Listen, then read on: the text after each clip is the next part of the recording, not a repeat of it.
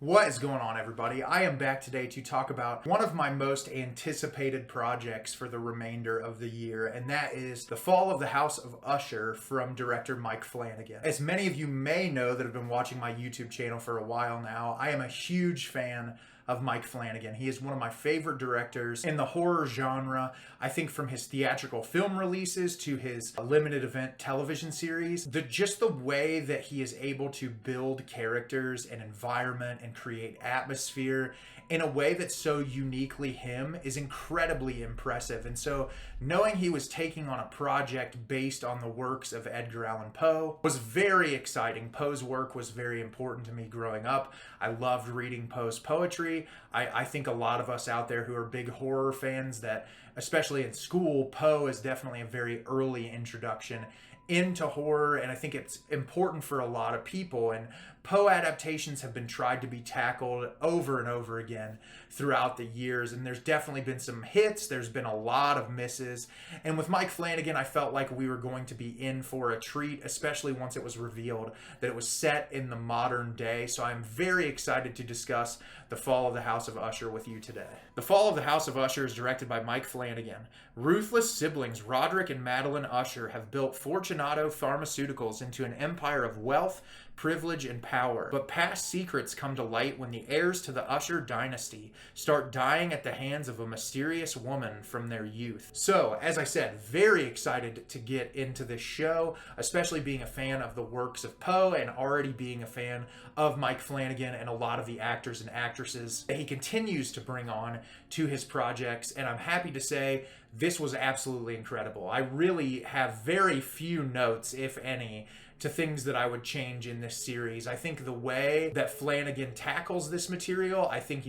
knowing that we're getting into The Fall of the House of Usher is one thing, but to get so many nods to multiple works of Poe and the ways that they're incorporated into each and every episode is just fascinating. It's really incredible. One of the things I love about Flanagan is all of these projects that he's taken on of like pre-existing works, whether that be The Haunting of Hill House or Dr. Sleep, like these properties that are beloved by people. There's always that passion in it. You can see how much Mike cares about this stuff and how much attention to detail he pays to just every little element in the series or in the film. And I think in Fall of the House of Usher, it's really prevalent not only in just like the execution of the stories, but in the production design and in the little things that he incorporates into the series that really just took me by surprise.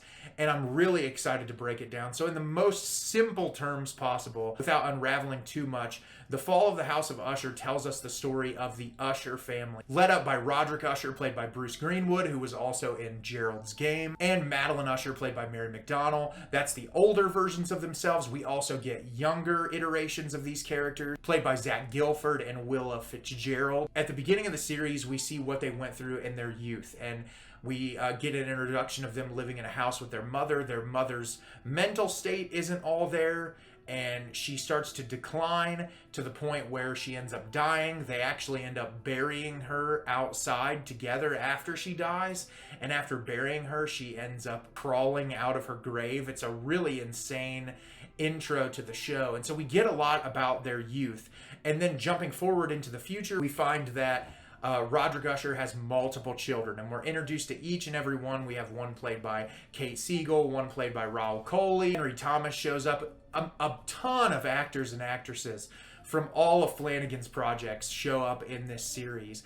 And at the very beginning of the show, they tell you that all of his kids are dead and that all of them have died recently in really weird and mysterious ways. And what happens is this attorney, Auguste Dupin, is coming after the family and is trying to file this formal lawsuit against them because they have created this drug with their pharmaceutical company that's supposed to like eliminate pain. There's supposed to be little to no side effects, and over the years a ton of people have died from it. It's been a part of the opioid epidemic, and so he's been constantly trying to file lawsuits against the company to get them shut down. So he goes to this address, which is the old Usher household. Goes in, it's a completely decrepit house. There's nothing in there. And Roderick is sitting in there drinking alcohol. And he sits him down and he says, I'm going to give you information that will criminally indict me.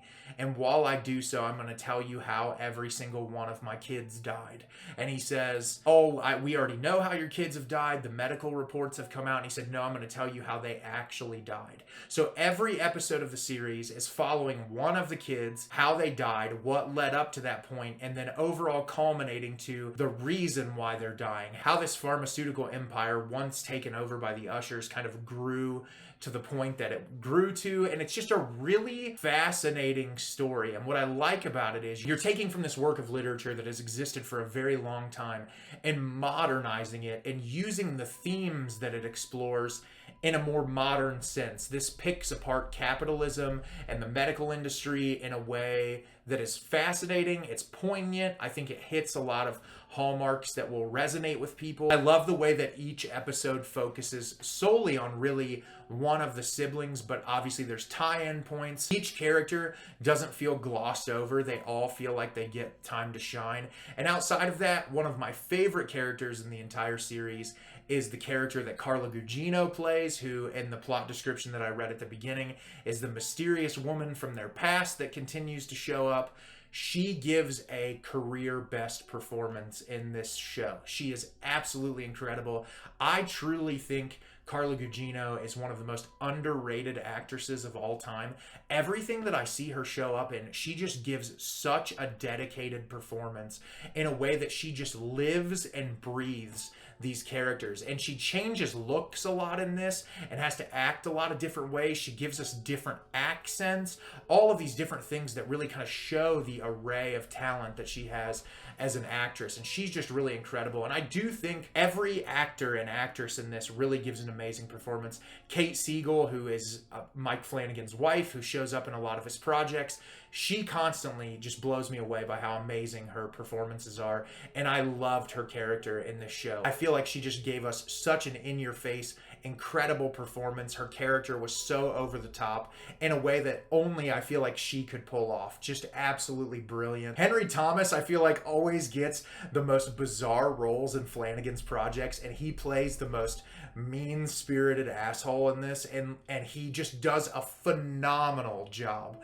Really just an incredible performance. And watching him episode to episode and how his kind of like his slow mental decline into insanity was really fun to watch. I thought he did a really fantastic job. Obviously Raul Coley's great. Tinia Miller is fantastic.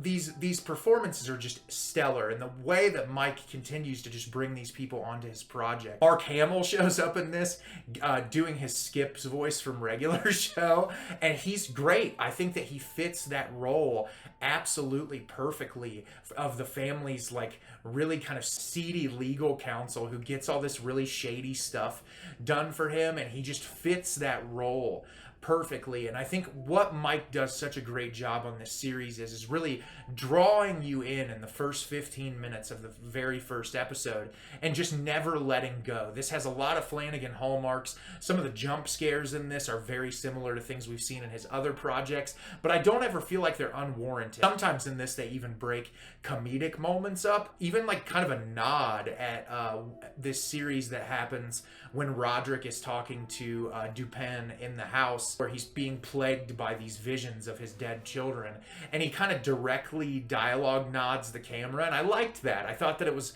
you know, when you do something for a while in a show and you're willing to kind of acknowledge it and say this is why it's happening, I love that Flanagan is willing to just kind of directly address those things.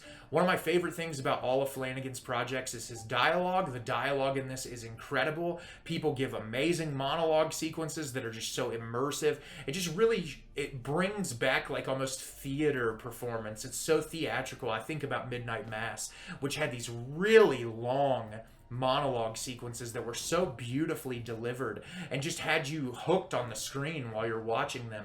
And the monologues in this don't go that far. There's a lot of references to Poe's work, where like Poe is directly referenced. Annabelle Lee is a character in this story. The poem is referenced quite frequently. A lot of the deaths are paralleled to stories in Poe's work, which I thought was really cool. And there's so much attention to detail in every single frame of that. And I think this is a story that is going to provide you a lot of twists and turns and just hook your attention for every single episode. And when it was over, I just immediately thought, man, I can't wait for whatever Mike works on next. And I know this is the end of Mike's deal with Netflix, and he's moving on to, I think he's signed with Prime Video to do his next projects. And I'm really excited for whatever Mike decides to work on next. I just think he's one of the most talented directors doing it today, and I really can't wait for whatever he works on. And I would highly, highly recommend watching The Fall of the House of Usher if you haven't seen it yet. So have you seen The Fall of the House of Usher? Did you love it? Did you hate it? Leave me a comment down below. Let me know what you thought. I thought this was absolutely incredible. I was blown away by the performances, the cinematography, the atmosphere, the score. Everything about this was phenomenal. It had me immersed from the first episode. It is a must-watch property from this year. As always, if you like the video and subscribe to the channel, helps me out a lot and lets me know the type of content you're looking for. I'm always putting out new material and look forward to getting more out for you in the near future. And as always, everyone, thank you so much for watching and have a great rest of your day.